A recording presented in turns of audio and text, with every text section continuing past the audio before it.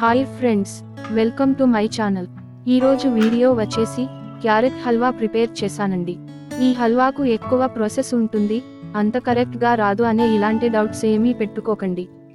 చాలా ఈజీగా సింపుల్ ప్రాసెస్లో మనం ఈ డిసర్ట్ని ప్రిపేర్ చేసుకుని ఎంజాయ్ చేయొచ్చు. చాలా బాగుంటుంది కదా. కిట్టి పార్టీలు, ఏదన్నా చిన్న చిన్న అకేషన్స్ ఉన్నప్పుడు మన ఇంట్లో ఎంచక్కా ప్రిపేర్ చేసుకుని సర్వ్ చేసుకోవచ్చు. ఇదెలా చేసుకోవాలో నేను క్లియర్గా ఎక్స్ప్లెయిన్ చేస్తానండి.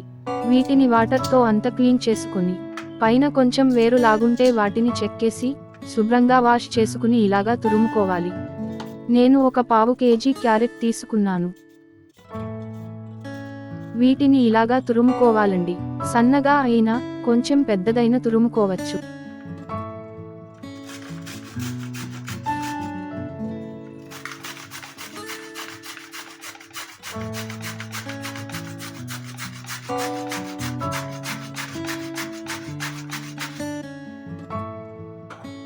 ఇలా చేసిన తర్వాత ఒక కడాయి తీసుకుని 3 స్పూన్ నెయ్యి యాడ్ చేసుకోవాలి. నెయ్యి కరిగిన తర్వాత మీడియం ఫ్లేమ్ పెట్టుకుని ఇప్పుడు మనం తురిమిన క్యారెట్ని ఫ్రై చేసుకోవాలి.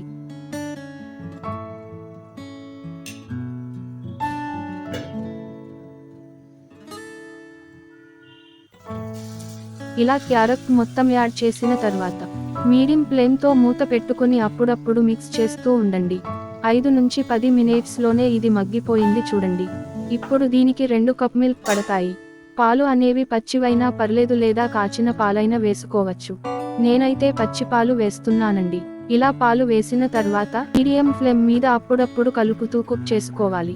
ఇలా కొంచెం పాల క్వాంటిటీ తగ్గిపోయి మగ్గిపోయి చిక్కబడుతుంది కదా. ఇప్పుడు 3 కప్ క్యారెట్ తురుమికి ½ కప్ షుగర్ అయితే కరెక్ట్గా స్వీట్ సరిపోతుందండి. మనం తీసుకున్న క్యారెట్ నార్మల్ క్యారెట్ అండి. అదే హల్వా క్యారెట్ అయితే కొంచెం స్వీట్ మరియు కలర్ ఎక్కువ ఉంటాయి నార్మల్ క్యారెట్ కన్నా. స్వీట్ ఒకసారి చెక్ చేసుకుని కూడా చేసుకోవచ్చు. షుగర్ కరిగిపోయింది కదా. ఇప్పుడు దీనిలోనే 1 స్పూన్ యాలకుల పౌడర్ వేస్తున్నాను. మీ దగ్గర కోవా ఉందనుకోండి, పచ్చి కోవానైనా యాడ్ చేసుకోవచ్చు. ఇది ఆప్షనల్ అండి చూడండి. ఇలా మిక్స్ చేసుకున్న తర్వాత ఇప్పుడు దీంట్లో డ్రై ఫ్రూట్స్, నేను వచ్చేసి జీడిపప్పు, బాదం, పిస్తా, అలాగే కిస్మిస్ ఇవన్నీ కూడా కొంచెం నేతిలో ఫ్రై చేసుకొని యాడ్ చేస్తున్నాను. ఇలా కొంచెం దగ్గర పడిన తర్వాత ఇప్పుడు ఒకసారి స్వీట్ చెక్ చేసుకోండి, అవసరమైతే మరి కొంచెం షుగర్ యాడ్ చేసుకోవచ్చు. చూడండి ఇలా థిక్గా అవ్వాలి. Finally delicious carrot halwa ready అయిపోయింది. మీరు కూడా ఇలా ట్రై చేసి ఎలా ఉందో మీ ఫీడ్బ్యాక్ కామెంట్ రూపంలో తెలియజేయండి. మీకు ఈ వీడియో నచ్చినట్లయితే please like, share and subscribe my channel.